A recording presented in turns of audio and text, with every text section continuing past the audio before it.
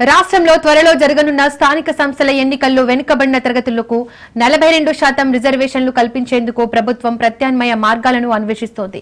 శాసనసభ ఆమోదించిన బిల్లుకు గవర్నర్ నుంచి ఆమోదం లభించడంలో జాప్యం జరుగుతుండటంతో ప్రత్యేకంగా ప్రభుత్వ ఉత్తర్వులు జారీ చేసి ఎన్నికలకు వెళ్లాలని యోచిస్తున్నట్లు విశ్వసనీయ వర్గాల ద్వారా తెలిసింది. దీనికి సంబంధించిన కసరత్తు ఇప్పటికే పూర్తయిందని 1-2 రోజుల్లో అధికారిక జీవో వెలువడే అవకాశం ఉందని సమాచారం.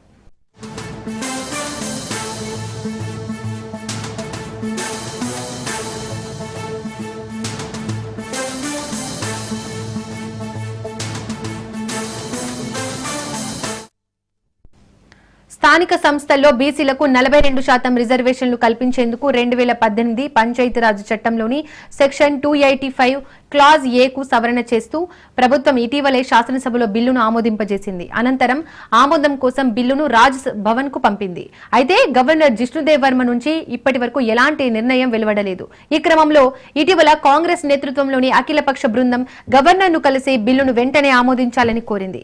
అయినప్పటికీ రాజ్ భవన్ నుంచి సానుకూల స్పందన రాకపోవడంతో ప్రభుత్వం ఈ కీలక నిర్ణయం తీసుకున్నట్లు తెలుస్తోంది.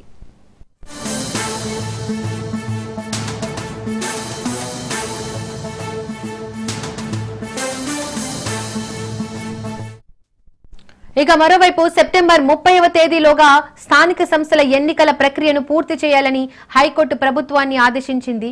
ఈ గడువు సమీపిస్తుండటంతో గవర్నర్ ఆమోదం కోసం వేచి చూడకుండా జీవో ద్వారా రిజర్వేషన్లను అమలు చేయాలని ప్రభుత్వం భావిస్తోంది.